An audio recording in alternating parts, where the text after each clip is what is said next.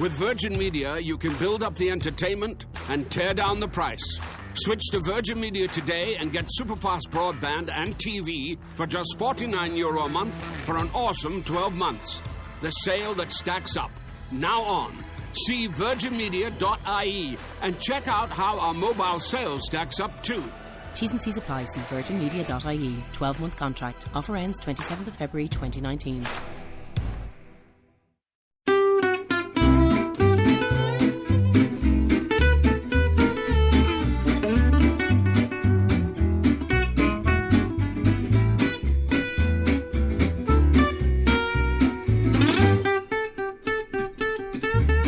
Everybody. Hi, guys. Well, from beautiful Salt Lake City, Utah, It's Thank God I'm Atheist. the podcast. I'm Frank Feldman. And I'm Dan Beecher.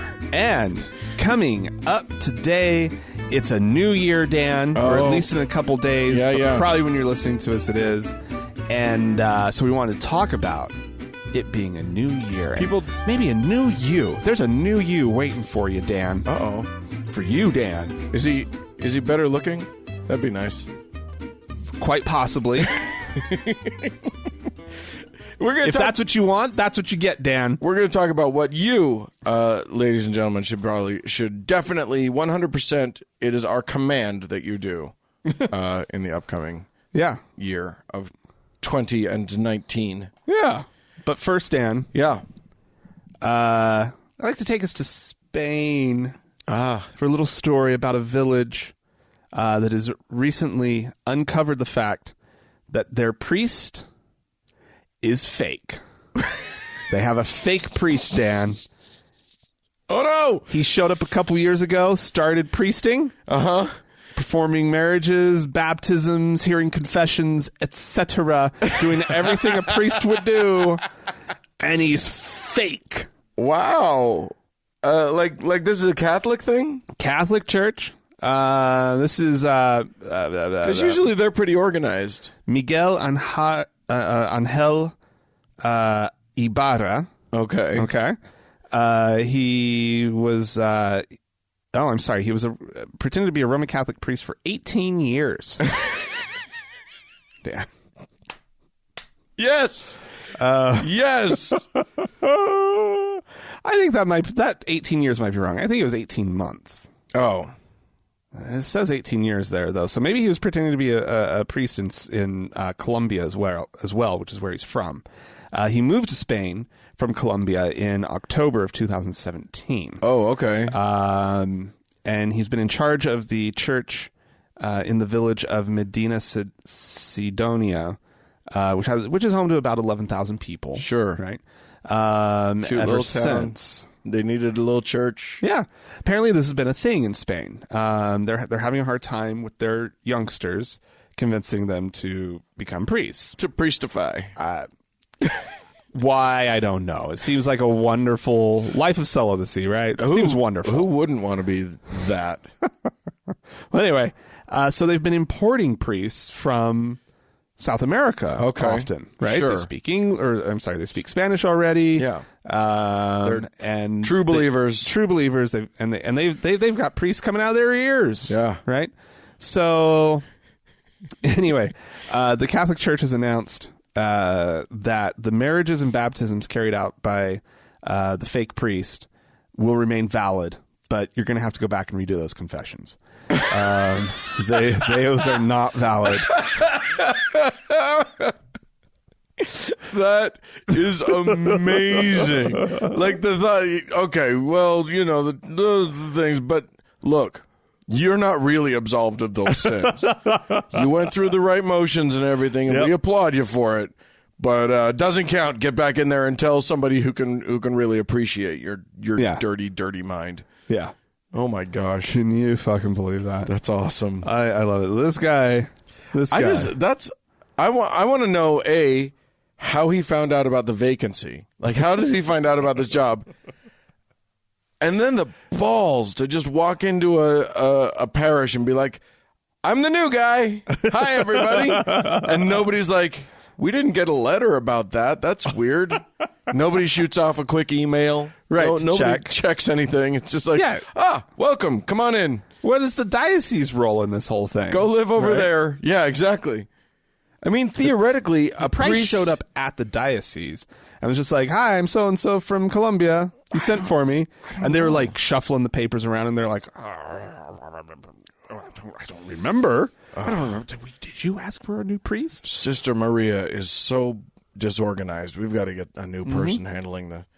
I like to think that he just showed up, Vicar of Dibley style, at the church, and then could just shield everybody because, like, then all of the missives, all of the questions about it would just go to him, or would go to the church, and he could just say, "Give me the email address and give me the logins and everything," and he just changes it all up and makes sure that, like, he gets all of the mail and everything. Right. He can shield the entire community from the Vatican. He can keep them from getting wise. Well, I don't know how all that works in the Catholic Church, but yeah, the guy he pulled it off somehow. I think honestly, though, the article references falsified like certificates. Sure, and so I can't think be hard. I think he probably was in Colombia, found a listing, a help wanted ad, right, in Spain. And sent them falsified, credentials essentially.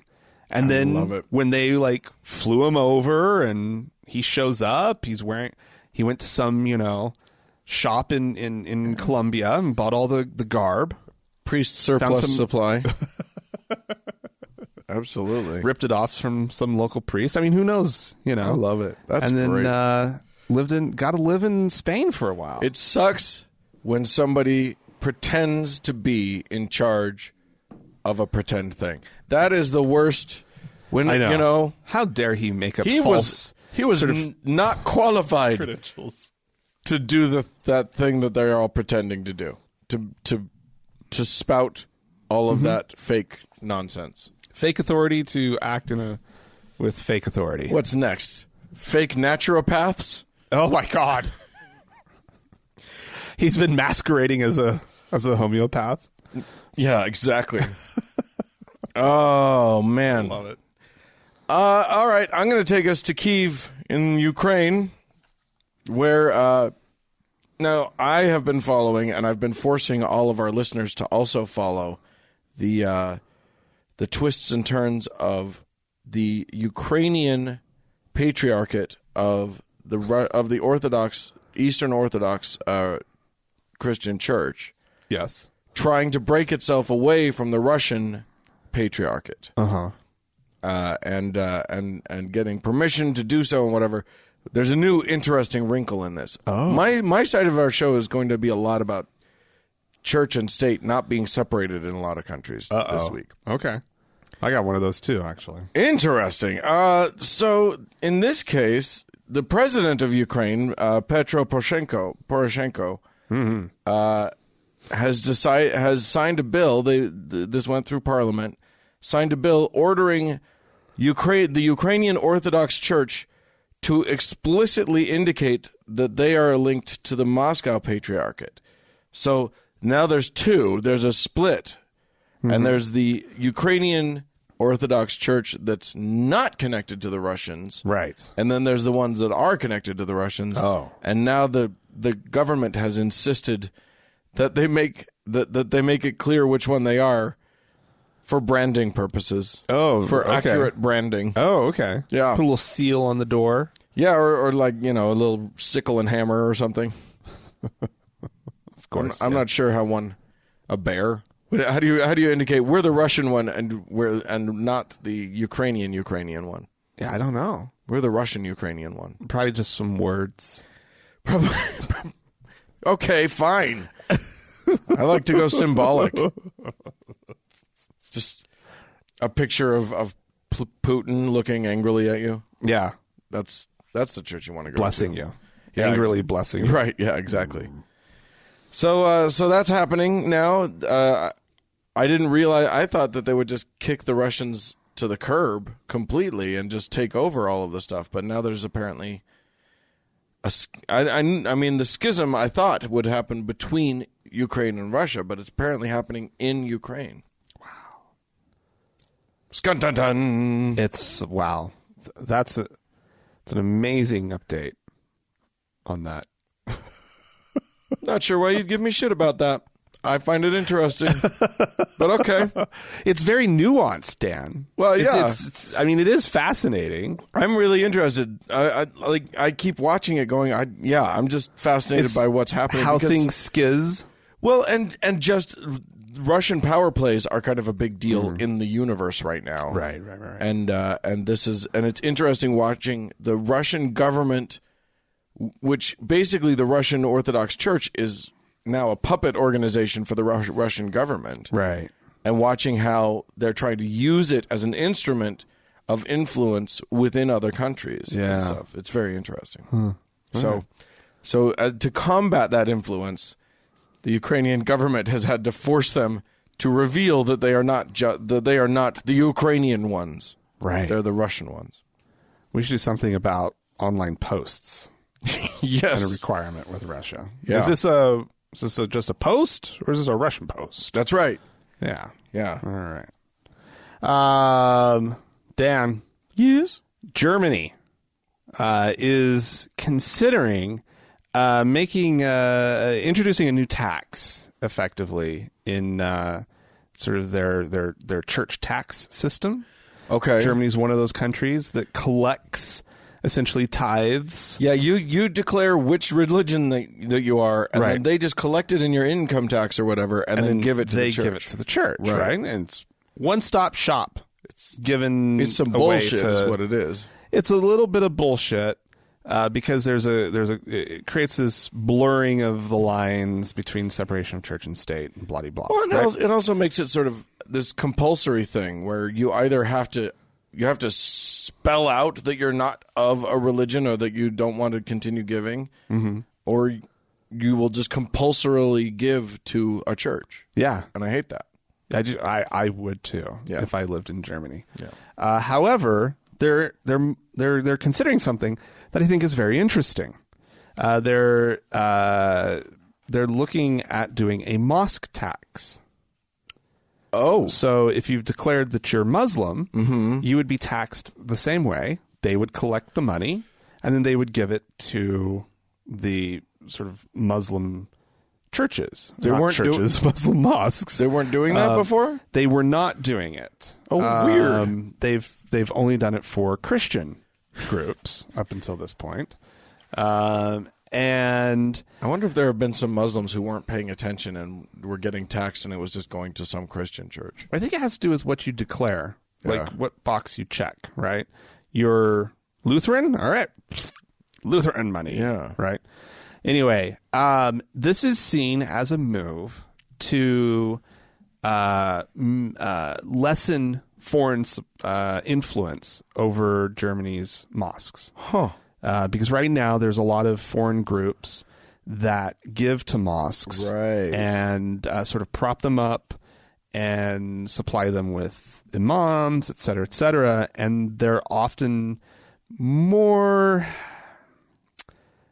fringy type versions of Islam where a lot of this money comes from. Extremism. I know Saudi Arabia, they fund mosques wildly left around the globe. Yeah. And they get this sort of Wahhabist and then they get a little bit of ideology exactly pumped in. And so this is actually being supported by a wide swath of people. In fact, progressives, or I guess maybe more liberals and conservatives alike, as well as more progressive Muslims in the nation are all looking at this and going, well, this is actually this could be a good thing. If nothing else, I'm sorry, what? If nothing else, it seems fair. Like if they're going to do it for the Christians, I mean, at least it's starting to kick in a little bit of fairness. But also, it's interesting to say, look, you're going to get the funding you need from your patricianers. What was the word I'm looking for? Is that a word? Did I just say a word? Anyway, from your community, from the people who go to your church. Yeah. Hell. When in doubt, just go with a different word. Yeah. No, there's a progressive mosque in Berlin, the founder of which, or one of the founders, of this group, maybe the founder, who knows, Sarin Eitz. She has this to say: Islam in Germany has a huge influence from outside, from foreign countries. German Muslims have to stand up themselves. They have to take care of their own religion here in Germany. So Muslims in Germany should do something for Islam in Germany. It's kind of an interesting thing. I'm against these kind of taxes in general, but like you said, fair is fair. If they're going to do it for one, they might as well do it for the other. And if it has the side effect of also being a means of ensuring that the money, that this outside influence is minimized, I think it's a great idea. Yeah, I mean, I think that's a positive thing. Probably. Who knows? Who knows? I mean, who knows? They might what'll still happen. be getting the foreign money, and they're going to be getting the domestic money. Yeah, maybe now they're just funding the Wahhabists. Wouldn't that be great? Oh my God, who knows? But it comes from their own people. So, I mean, it's not like Germans are going to be screaming about my money's going to a mosque. Of course, Americans would be screaming about that because they refuse to actually understand what anything actually How anything works. Right. Yeah. All right. Well, I am going to take us to the Indian city of Puri. Aha. Over there on the east coast of India. Oh, yeah. Where there is a temple at the Jagannath temple, which has for the longest time, for centuries, had these priests who control it and run all the rituals and everything. Jagannath is apparently a revered deity in Hinduism and Buddhism and in Jainism. What? Yeah, they share. Don't worry. It's okay. How weird. No, Yeah. I don't like that at all. The temple itself is 12th century.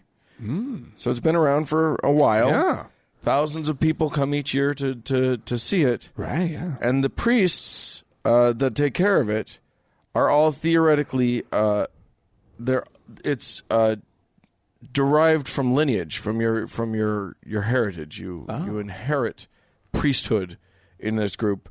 From King Anagabima.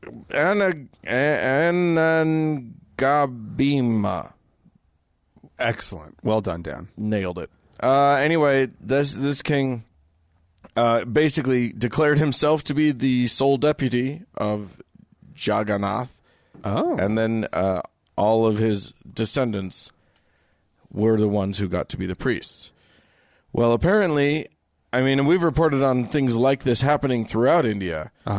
The courts are getting involved because these temples and stuff theoretically belong to everybody. Right. Yeah. Of course. So they're thinking that it's not fair for you to be able to become a priest. And the priests, by the way, are getting a little unruly.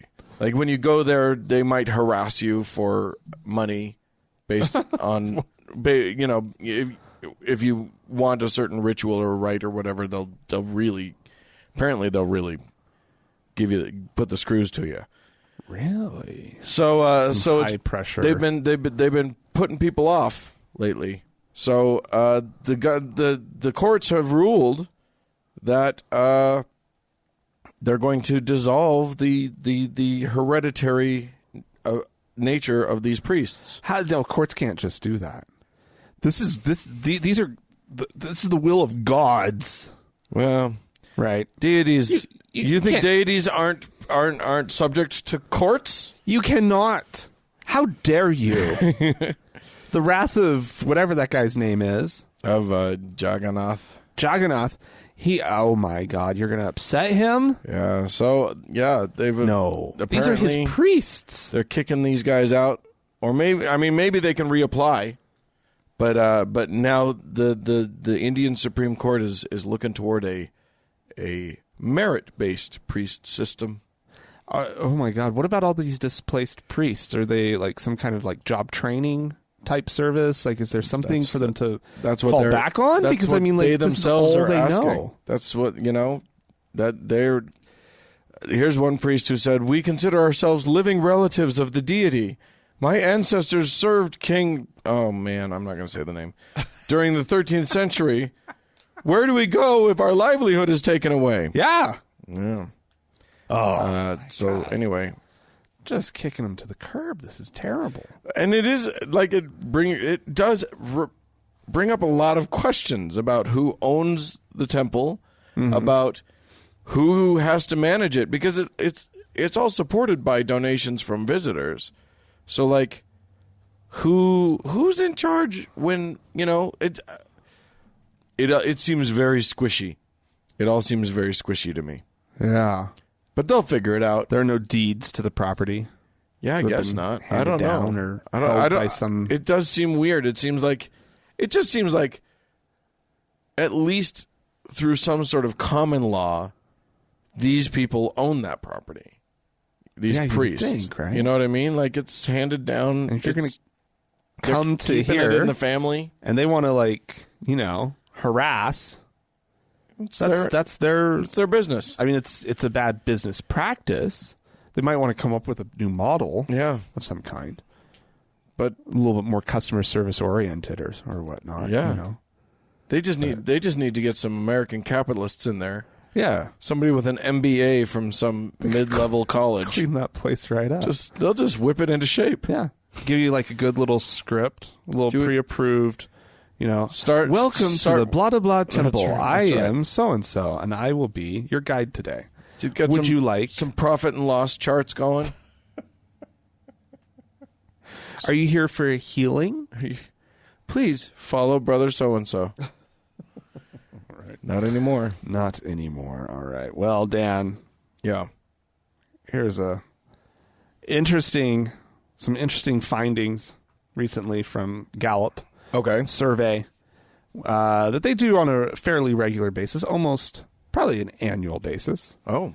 They check in with the American public to see which professions are sort of the most trusted, that are viewed by the public as the most honest, right?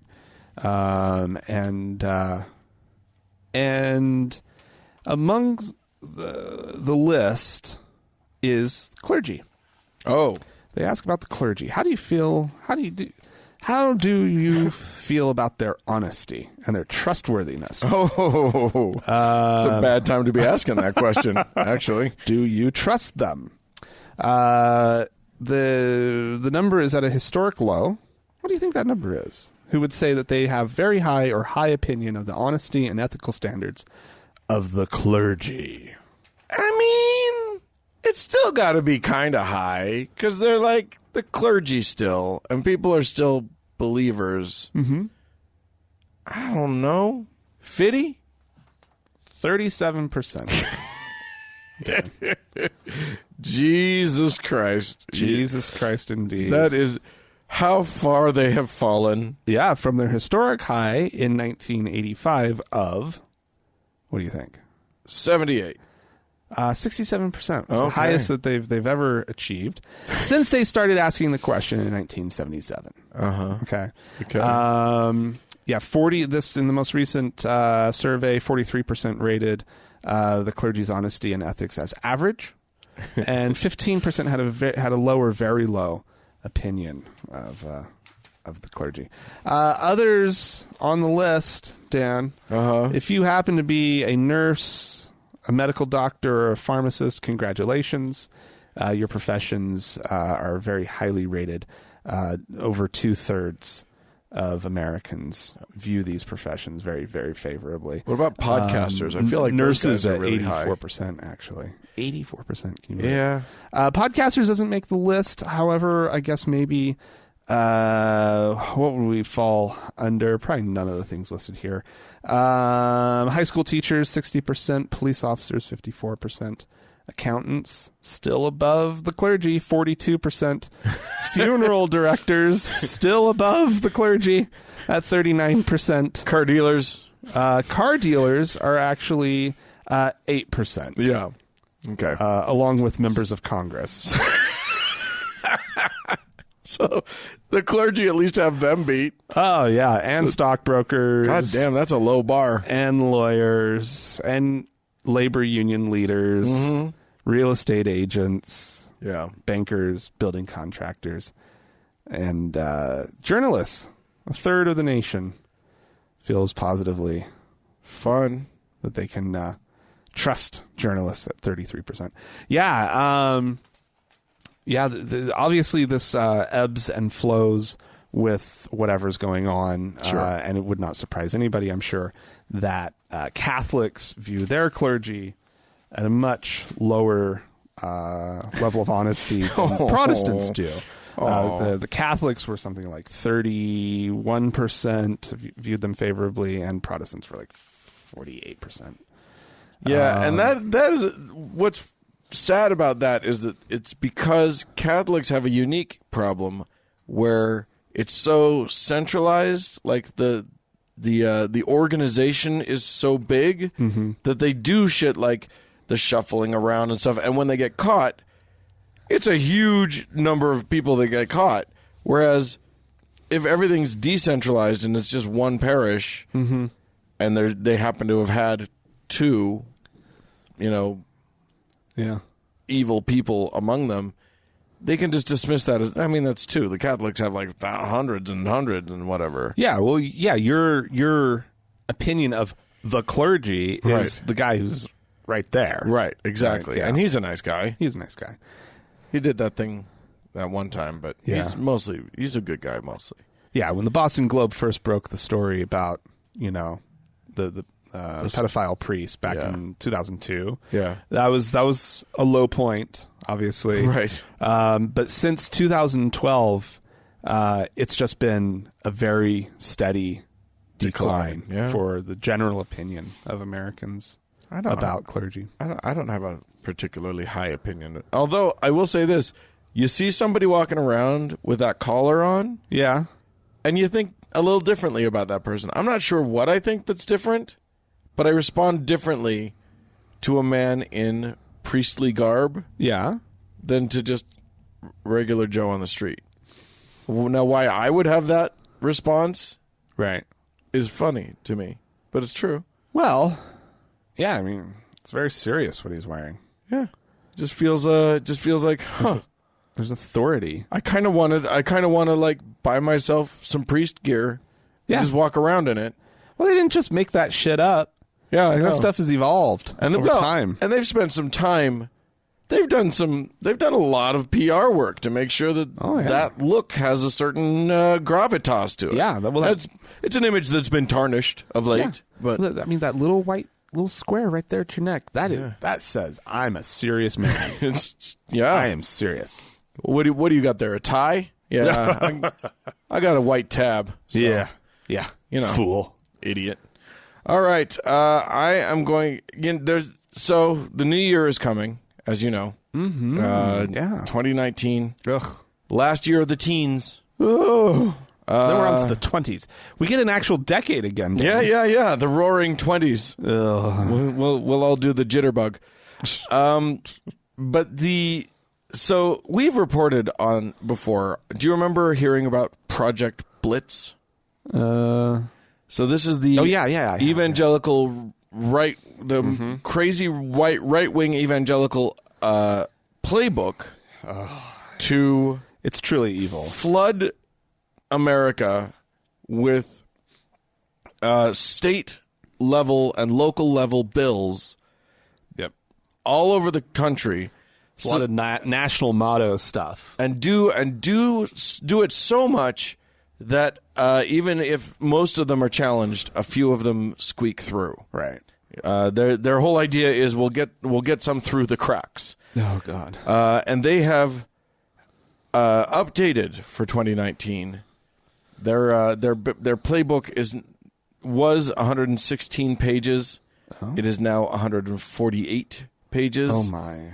Oh boy. And basically it's things like they want to try and ram through.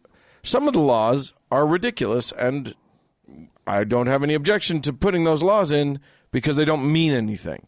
Laws like, for instance, making sure legislation that ensures that a student in a public school has the right to pray, which they already do. That's well established. They can pray on their own. That legislation changes nothing. Right. Okay. But they feel like it will be a stepping stone to other legislation. You know what I mean? But then they're also, they want to make sure that In God We Trust license plates are available in every state. Right. Did you know that when they were going to do those here, and they're here, Utah has In God We Trust license plates, they tried to make them the default? Well, it's one of the 3 defaults. Well, it's one of the 3. It's one of the 3 free ones, but it's not the default. If you just say I don't care, they won't give you that one. No. So the way that it works in Utah is it's a random thing. If you don't declare which one you want, they could send you one of the 3. It could either be Ski Utah, the Arch one, or it could be that one. Really? It's one of the defaults. But it's not the default. They were going to make it the default. They were going to make it the only default. Yes. We have 3 defaults. Yeah. All right. Well, there you go. Yeah. Anyway, so they're working on that. The real one that they want, the one that's disturbing that they're trying to do is urging states to pass resolutions. Now, you know very well that resolutions don't actually have any enforceable meaning. Right. Right. They're not laws. They don't do anything. They're just sort of a government declaring their own preferences. Gesundheit. Oh, my goodness. Are you okay? That was terrible. Oh, my God. Thank you, though. Thanks for the health wishes. Yes, indeed. Anyway, they want this Project Blitz wants to make 2019 the year that states pass resolutions that favor sexual intercourse only between a man and a woman. Ah, okay. They justify it by saying that, AIDS is really bad. They don't like AIDS, so we should be much more pro straight sex. Straights can't get AIDS. We used to go around saying, you guys are like living in the 50s. These folks are living in the 80s. Like they're just go back to the 80s, guys. Yeah, exactly. Yeah, they're trying to make it about public health. Yeah. We hate the gays because of the health issue. Oh, God. Yeah. So watch for it. 2019, there will be a lot of people. Unfortunately, they didn't have their red tsunami that they had hoped for in the midterm elections. Yeah. So who knows what will happen? But watch. You keep an eye on your own state because you may need to engage in a fight. They're going to be out there trying to flood your state legislature with bullshit. Lots of it. Yep. Hey, if y'all have anything you'd like to tell us about, if your state is engaging in the bullshit and you want to let us know, you can write to us, podcast@thankgodimatheist.com. Or call and leave us a voicemail message. The telephone number is 424-666-8442. Indeed. Go to the Facebook page, facebook.com/TGIAtheist, and click on that like button. And while you're there, search for the TGIA Members Only Lounge and request to join. It's a closed group, but we will let you in. That's right.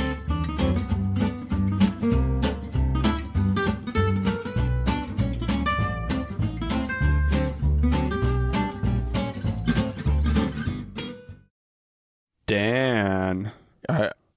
Have you been watching Jim Bakker's show again? Oh, you caught me. I love Jim Bakker so much. Oh, yeah, well, I mean, crazy old man. You buy 6 of his buckets, you're fed for life. Did you know that? That is a fact. Is that how long it's supposed to last? No, that's just, it will kill you. I'm just saying the end of your life is coming quicker than you imagined. I've been going through them a little more quickly than that, Dan. They are delicious. Holy fuck. Should see the meals I've been making, Dan. Oh. It's just a slurry of the most delicious things. What's great is you can mix and match. It's fantastic. Yeah. You don't need no like high speed crazy blender system. No, folks. No. This stuff comes ready. It's all of your easy through the straw consumption. It's like Blue Apron for the apocalypse. Anyway, he had a guest on his show recently. One Jeremiah Johnson, isn't that a name? Jeremiah Johnson, I know that name. What is that name? Wasn't he a frontiersman? Wasn't there a movie? I want to say Robert Redford. Well, I don't know. As a frontiersman. Wasn't it as a trapper or something? The founder of Springfield on The Simpsons? I don't. Yes, that's Jeremiah Springfield. Jedediah Springfield. Yeah, okay. Anyway. Jeremiah, no, that guy, I've heard this name before. He says crazy shit. He's going places, this guy. Anyway, he's going to tell us all about how great the Donald is for our country and what good things are in store for us. Oh, well, thanks, He's guy. a prophet. You have something to tell us about Donald Trump today. And you said that Donald Trump has an iron grip or something. What does that mean? Yes, I read that about what you said. Yeah, back in July of 2015, I had a prophetic experience concerning Donald Trump that was released. That word was released around the nation. I didn't really follow him a whole lot. I was later connected to Lance Wallnau and several others. But I had another series of dreams recently about Donald Trump, about an iron grasp that he had on the liberal agenda in America, that God was really going to use him to really squeeze out some things that needed to come out. But also it was a word of warning. Sometimes when we dream, we don't make it up. It's just whatever God says. And actually that grip was so tight that it worried some people. I felt like in the dream that maybe even pride could become a factor in the days ahead, that the church needs to be praying that the Lord has anointed Trump. He's given him kind of this authority in the nation. But sometimes when we grow successful, we can grow prideful. And I just think it's real important that the church prays for Trump, that as his grip tightens on the nation, that good things come because of it. Amen. Amen. A good word. You said something in your book, I think, about the Daniel company. Yes, God began to show me part of the help that Donald Trump needs is a Daniel company around him. The Lord highlighted Sarah Huckabee to me. The Lord highlighted Mike Pence to me. I also believe it's a word for the church. That Daniel company, that anointing that he carried, I think it's going to help Trump stay humble. I think he needs men and women around him that are going to speak the truth. We want to make sure that he's really walking in godliness. And so I kind of see these tools, this Daniel company. The Lord told me that Donald Trump's presidency will be defined by his character. I wrote in the new book actually an encounter that I had where I saw a baby with the face of Donald Trump being taken into a nursery at a church. And there was an older woman that began to rock Donald Trump, a baby Donald Trump. And she began to sing this song over him. And the song was, "Donald, you have a crooked way in you, but through the intercession of the church, God's going to change you." And so I really believe that, yes, Donald Trump has been anointed by God. Yes, he has a role to play, but so does the church. That's where the prophets, that's where the intercessors, this Daniel company, I highlighted it in this new book, is going to come around him to help fulfill the purposes of God in our nation. I tried to look up Daniel Company to see what the hell he was talking about, and all I found was a bunch of companies called Daniel and Company or Daniel Company. Right, of course. Construction is apparently what he's into. How ballsy do you have to be to declare yourself a prophet based on a shitty nightmare about a baby that looks like Donald Trump? Yeah. That is a terrifying nightmare. Yeah. And I don't know how he can go around claiming that that's a dream that we should all be listening to, because that's crazy talk. People love telling other people about their dreams. Yeah, they do. Yeah, they do. Yeah, he's just kind of taking it to a whole new level. Yeah, exactly. Usually when someone tells you about their weird-ass dream in which Donald Trump, a baby that's with the face of Donald Trump is getting rocked by a lady, usually they're just trying to process something horrible that's happened to them. They don't try to tell you that means that you're supposed to act in a certain way. And that horrible thing that happened to them is Donald Trump was elected president. Mm-hmm. Yeah. Not awesome. All right. Well, we had some folks write into us. I will start. Jim from Australia wrote into us. Hi, Dan and Frank. Well, hallelujah, God be praised. We here in Australia had no idea what had happened to our dear Archbishop Dr. Pell.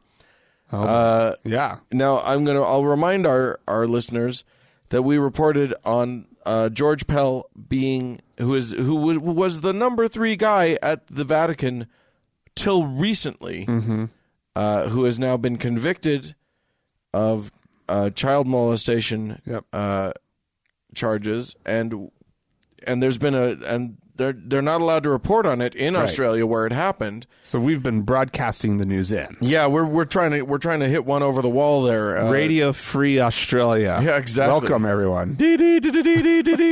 And this is sorry, Jim goes on to say we were not even aware that there was a media ban placed on the court proceedings. It has been a case of whatever happened to the multiple child abuse accusations leveled at Dr. Pell.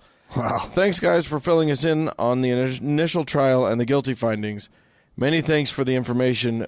We did hear that he and another high-ranking clergy have been demoted by the Pope. We now know why. We also wondered how he came to be back at the Vatican without any comment on his trial here. Do keep us informed. I have been spreading the word as it is so far. So, all hail the internet, I guess, for getting the word out. Fantastic. Yeah, but he's got more trials coming up, so they're not going to hear anything until the other trials are completed. Oh wow! They don't want to taint the trials with the because what if a jurist went into that trial as a jury member, went into that trial with the knowledge that he's already been convicted of child molestation. Yeah. They might think he's a child molester. If they went in with that conviction in their minds. Anyway, there you go.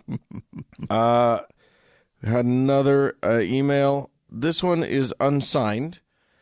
It says, "Hey guys, just going through the backlog and listened to an episode involving Anglicans, Episcopalians.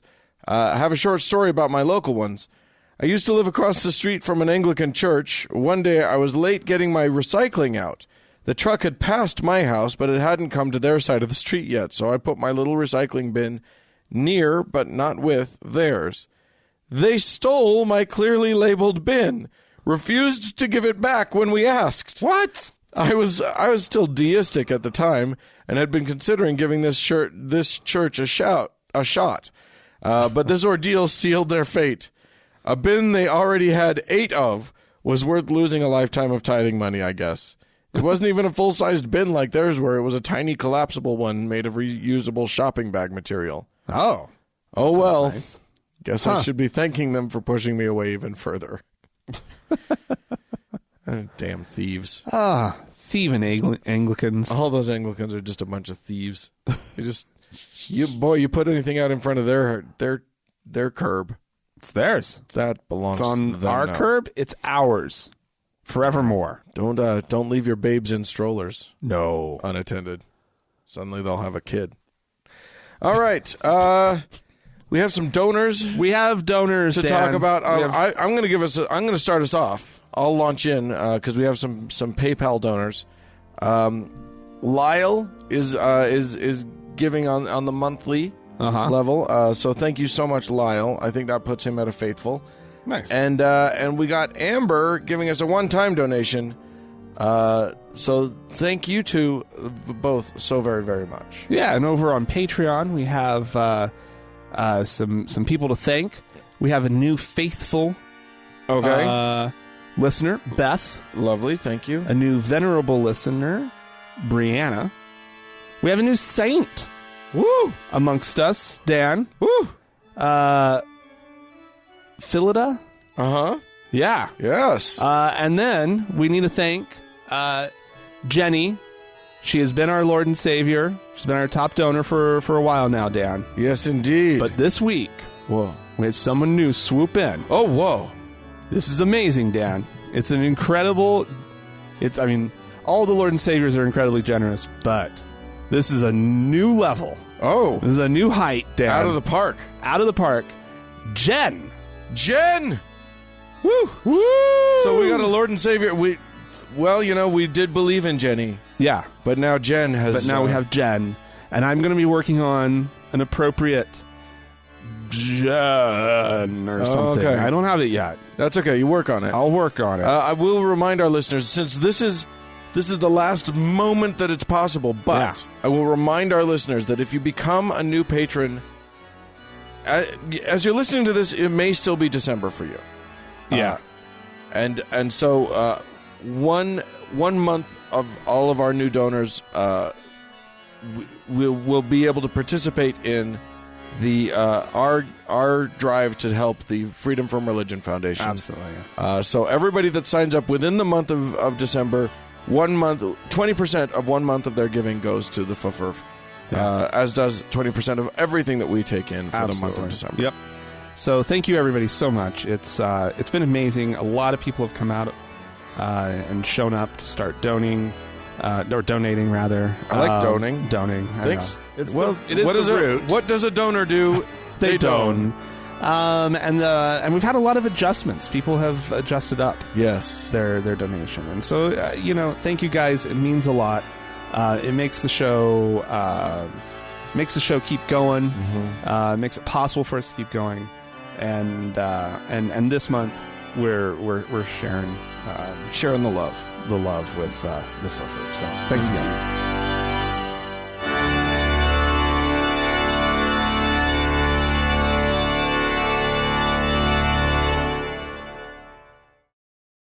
Dan. Yes, sir.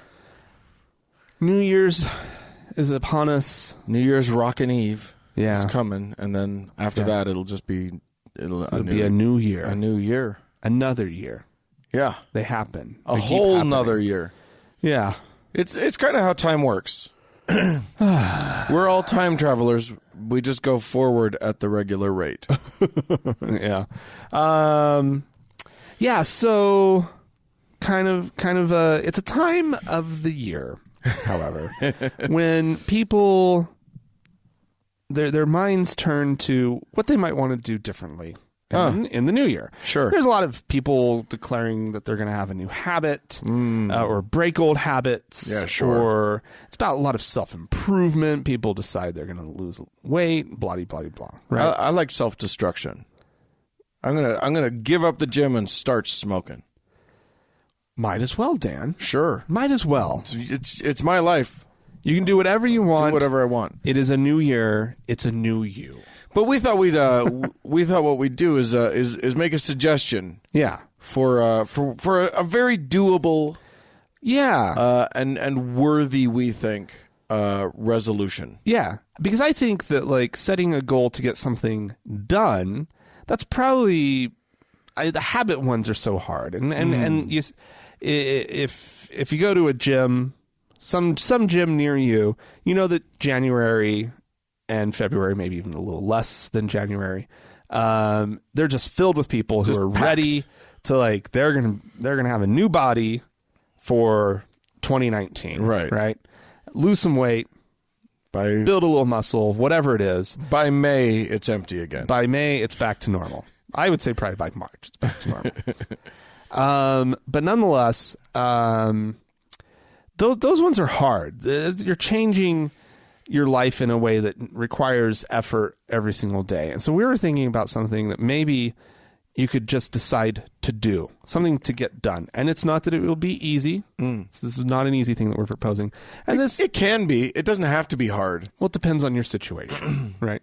And that's the idea of coming out as an atheist. Yeah. Or taking some step in that, or toward it. In the direction of visibility for atheism. Yeah.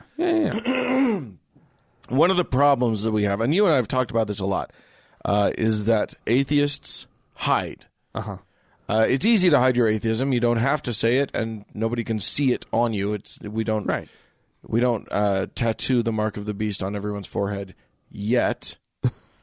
Working on that. That'll happen. But that's more of a 2020. Yeah. But for now, this year, there's a lot of atheists in a lot of closets, and that's reasonable. There are good reasons why that happens. Well, it's an incredibly, or historically, it's been incredibly stigmatized. Yes, indeed, to be atheist. Lower on the trust poll than rapists at one point. Yeah, now Americans tend to be fairly indifferent on their views of atheists. Yes, they're warming to a thaw. Still on the cooler side of indifferent, but it's we're approaching that. We're kind of in the middle. It's us versus Muslims, really, as far as it's neck and neck for who's the worst in the world. But a big part of this is a problem of visibility. Yeah, because people don't know that their friend and colleague at work is an atheist, and they don't know that their neighbor who's really sweet and shoveled their walk is an atheist, and they don't know any of this stuff.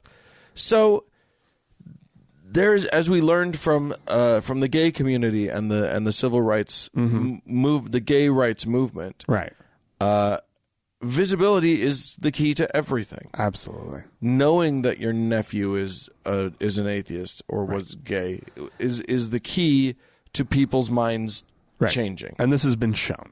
Yeah. Right. Like, people have looked into it. It's true. If you know a gay person, it's just you are more likely to view them favorably. Right. Or to at least the gay community as a whole favorably. Right. Exactly. Yeah. So our suggestion is take a step. Yeah, and this is up to you. What the step is, we're not saying that you have to, just, I mean, if you want to put on a sandwich board and march around downtown with a bell, ringing that fucker, that may not go the way we want it to. That particular choice might not do good things for the atheist community, but it'll certainly be visible. You might get some press. You never know. But yeah, if you decide that you want to tell a family member that doesn't know. Yeah. Or if you decide that you want to, even if you really can't come out, and there are people whose livelihoods will be at risk, even though they shouldn't be. We know that we have listeners who attend church still. Yes. Right? Because that's their situation. They have figured it out, and they're like, this is still required of me. But maybe there's something there you can do. Maybe it's, in sort of a Mormon context, not taking that calling. Yeah. Or kind of minimizing your involvement. Or maybe you've thought about not going to church anymore. Yeah. And this is the year that you stop. Yeah. You just say, you know what? My butt in that pew means something, and I'm going to not grant my visual assent to this for this year. And maybe you're not ready to tell everyone that you're atheist. Right. But at least you're not going to go to church. Yeah, your absence is a thing. Yeah. The other thing, and it may just be, now, a lot of our listeners, you don't listen to a show called Thank God I'm Atheist. A lot of our listeners are already fully out of the closet. Yeah, of course. Some of them obnoxiously so. But one of the things that you can do, if you're already, out and proud, is find yourself a little protege. Someone who isn't as out and is scared and isn't as open, and just guide them to a step. Lend them some support. Yeah, friendship. None of this has to be, everybody has to be out of the closet all the way right now, and everybody has to be, loud and proud. But one step, one little thing along that way. A lot of this is practice anyway. You'll find that you're emboldened the more you do it. Right. So if you tell someone at work, if someone at work suggests, we should all have a Christmas party and let's pray about it. Let's pray. If you're the one who's bold enough to say, that might make some of us uncomfortable, and I'd prefer that we didn't pray, but let's have the party and let's all have a good time. Yeah. Little moments like that have ripples. That's true. If you're if you're bold enough to be the one who can kind of just ask people to be more respectful. Yeah. I think that's great. Yeah. I think that's wonderful. 2019, I think for all you TGIAers out there, yeah, I think it's a good year to consider taking some more steps. add another bumper sticker to your car. Yeah, you've already got so many. Yeah. You're that far out as an atheist? Well, get another one. Yeah, exactly. Put it on somebody else's car. It'll be fine. Hunk, I'm atheist. Yeah, exactly. Boy, you might get some honking. Yeah. But it's not. It is. This is not a suggestion that without peril there is some danger to it. As a matter of fact, since you brought up bumper stickers, I did see someone post on Facebook a little bit ago that they had their window broken, likely because of atheist bumper stickers. Yeah. People, we can't guarantee that everyone's going to respond well to it. Yeah. And we wouldn't want to delude you like that because a lot of people can, have had very, very negative experiences. Yeah, I know. Families disowning. Yeah. But it can be hard. It can be really, really hard. But I think that there's a lot of rewards for you personally, I think, on the other side. I think so too. And even families that react badly 10 years, 5 years down the line, they come around. Often come around. Not all. Not all of them come around, but a lot of them come around. I mean, my family has pretty much come around. Yeah. Yeah, you just went and had Christmas and your boyfriend came with you. Yeah. So, it can be amazing what can happen. Yeah. It's not guaranteed, but if you handle yourself well, then at least you're being true to you. Yeah. And and here's the deal. And this is the honest truth. Mm-hmm. When you come out as an atheist or likewise as a gay person or whatnot, when you come out and you tell you start being honest and real with everybody in a way that they may not like. Right. You can lose friends in the process. You gain other friends in time. Yeah. Right. If it causes a rift with your family, you'll find a chosen family. Yeah. Right. There are people out there who are going to love you for who you are. And that's almost a fact. And that's right? a precious thing. Yeah. Because the people that you're going to lose, they don't know it right now, but they don't love you for who you are. Yeah. Those true. people love you for who they paint you to be. Right. And if you come out to someone and they reject you, they never loved you for you. Right. They loved you for the you that they thought you were. And if it's your parents, they might have some work to do. But that's their work to do. That's right. Don't take that work from them. Yeah. They'll be a better person at the other end of the whole thing. Yep. So that's our challenge to you. This is not the first time we've rung this bell, but we're ringing it. It's an important marching call, and a good thing to make your goal for the I think year. It's a good one. It's a good one. I normally shy away from the whole resolution thing. I think they're funny. I'll come up with funny resolutions and whatnot. But I really don't take it as I take it as an opportunity because it's such an easy time to reflect on one's life, to do that reflection. But the whole resolution thing it can feel a little empty. Are you taking this one on? Are you gonna take a step? Are you gonna do a thing in 2019? Oh, God damn it! How much more do I have to do, Dan? You have to do it. Well, you think being a podcaster I'm for a podcaster. 7 years it gets you out of this? I don't know. It's something, isn't it? It is something, but I think you and I there's still more work that there's we still can more do. work we can do. So, I don't know what it is, commit, but I take on I will the commit challenge. to taking a step. I will figure out a step to take. I will find a way to take someone by the hand or to do something. I'll find a way to come out a little bit more or to increase. Yeah. I've got a bumper sticker. Actually, it's more of a license plate bracket. Do you? I do, yeah. What does it say? It says, Jesus saves souls and redeems them for valuable cash and prizes. Okay. It's the Price is Right version. I like it. However, maybe I'll do something other than that. Yeah. I do care for my car. Yeah, I may not put anything on my car. I don't want my thing to happen. But everybody's activism looks a little different. Yeah. So yeah. we'll find our I'm gonna own. wear more atheist T-shirts. How's that? Ooh, fancy. That's a thing. Sure. You know, Yeah. why not? Indeed. That's We got them. you said it can be small. It can be. That's all. Yeah. Yeah, this isn't. I mean, and the other thing is, it's not about pleasing us. It's just about Pleasing you. helping the world a little bit. Yeah. So do it at your own pace, in your own way. Oh, yeah. Indeed. All right, guys. All right. Well, we sure appreciate you. yeah, indeed. Hey, if you have a way that you would like to show the world that you're atheist and you'd like to tell us about it, write to us. podcast@thankgodimatheist.com. Or you can call and leave us a voicemail message. The telephone number is 424-666-8442. Indeed. Go to the Facebook page, facebook.com/TGIAtheist, and click that like button. And while on Facebook, search for the TGIA Members Only Lounge. Request to join. It is a closed group, but we will let you in. Yes, indeed. Hey, thanks so much to, speaking of Facebook, to Mackenzie for all of her hard work on the Facebook page, and to Danny and Sarah for being admins, moderators, or whatever they are in the Members Only Lounge. And a big thanks goes out to the Red Rock Hot Club for the use of their music, and to Gordon Johnston for the use of his music. Yes, indeed. What else do we say?